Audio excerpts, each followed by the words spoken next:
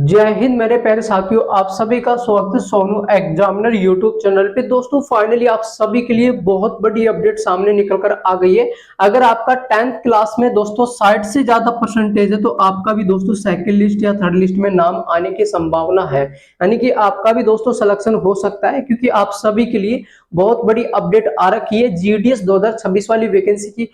First list documents verification को लेकर के और सेकंड लिस्ट रिजल्ट को लेकर के डेट दोनों कंफर्म हो गई है कि सेकंड लिस्ट रिजल्ट आपका कब आएगा और फर्स्ट लिस्ट का डॉक्यूमेंट्स वेरिफिकेशन कब होगा।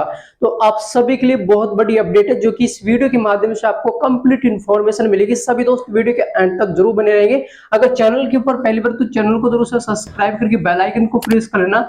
जीडीएस से संबंधित हर अपडेट की इंफॉर्मेशन आपको समय समय पर मिलती रहेगी। इसके अलावा रेलवे, एसएससी, गवर्नमेंट से संबंधित कोई भी न्यू वैकेंसी को लेकर के लेटेस्ट अपडेट आता है तो उसकी भी इंफॉर्मेशन आपको अपने इस चैनल के माध्यम से मिल जाएगी। तो चलिए दोस्तों, ज्यादा टाइम वेस्ट ना करते हैं, वीडियो को आगे की तरफ कंटिन्यू करते हैं। तो देखिए दोस्तों, सबसे पहले डिस्कस करते हैं कि जिन विद्यार्थियों का फर्स्ट लिस्ट में नाम आ गया है तो उनका डॉक्यूमेंट्स वेरिफिकेशन कब होगा।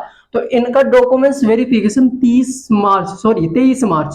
23 मार्च आपकी दोस्तों डेट रखी गई है कि 23 मार्च को फर्स्ट लिस्ट वाले विद्यार्थियों का डॉक्यूमेंट्स वेरिफिकेशन होगा।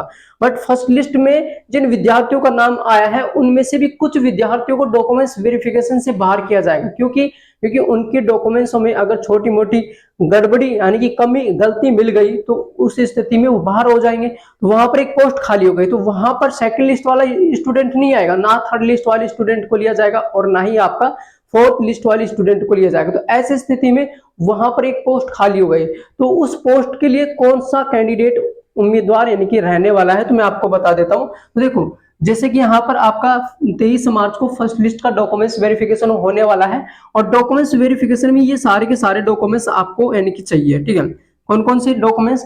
10th क्लास की मार्कशीट और आइडेंटिटी प्रूफ आईडी, जैसे कि आपका आधार कार्ड हो गया, पैन कार्ड हो गया, कोई भी एक आईडी आपको चाहिए। ठीक है, कार्ड सर्टिफिकेट चाहिए। ठीक है, इसके अलावा कंप्यूटर नॉलेज भी आपको होना चाहिए, कंप्यूटर डिग्री भी आपको चाहिए। जैसे कि अगर आपने कंप्यूटर सर्टिफिकेट ले रखा है तो वो भी आप यानी कि डॉक्यूमेंट्स वेरिफिकेशन के दौरान लेकर के जाना साथ में। ठीक है, इसके अलावा मेडिकल सर्टिफिकेट जरूर साथ में लेकर के जाना है।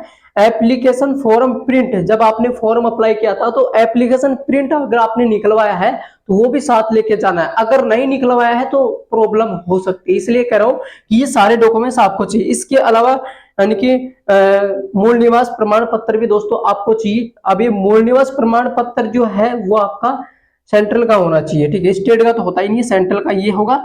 और कार्ड सर्टिफिकेट को लेकर के काफी स्टूडेंट गड़बड़ी क्या करते हैं, तो वो सबसे बड़ी गड़बड़ी ये करते हैं कि ये क्या करते हैं कि स्टेट का कार्ड सर्टिफिकेट लगा देते हैं। तो आपको यानी कि स्टेट का लगाना है या सेंट्रल का लगाना है, तो मैं आपको सभी को बता देता हूं।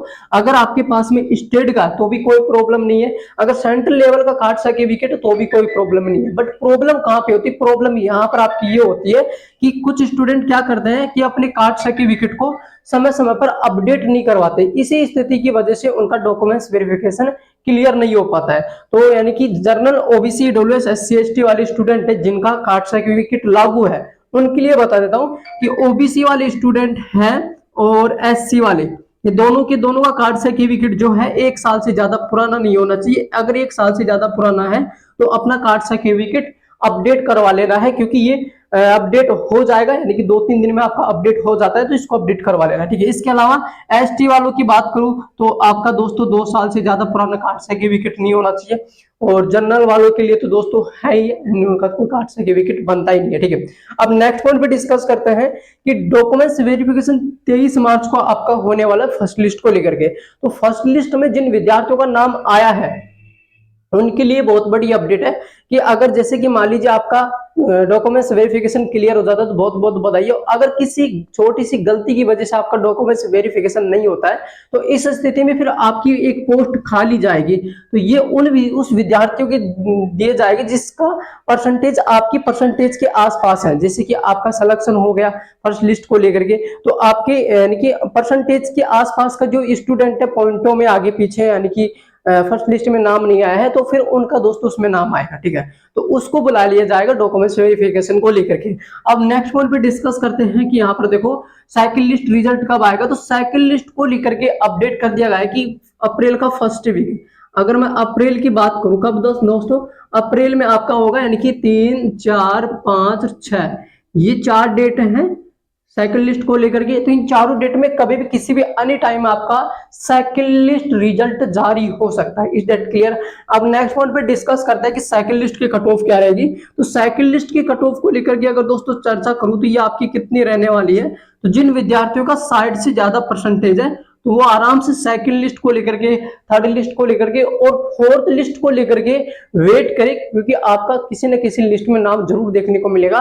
और मुझे कमेंट बॉक्स में जरूर से कमेंट करके बताना कि 10th क्लास में आपका कितना परसेंटेज है और किस कैटेगरी से बिलोंग करते हो, आपका स्टेट क्या है। तो फिर मैं आपको रिप्लाई करके बता दूंगा कि एक्चुअली में आपका नाम सेकंड लिस्ट में आएगा या थर्ड लिस्ट में आएगा, फोर्थ लिस्ट में, किस लिस्ट में आपका नाम आने वाला है और आपका सिलेक्शन होगा कि नहीं होगा। और फर्स्ट लिस्ट वाले स्टूडेंटों का जितना का भी नाम आया है वो भी कमेंट बॉक्स में बताना कि आपका कौन सा यानी कि डॉक्यूमेंट्स क्लियर नहीं है, तो मैं आपको बता दूंगा कि आपको क्या करना चाहिए। ठीक है, फिर मिलते एक नई वैकेंसी के साथ। जय हिंद, वंदे मातरम।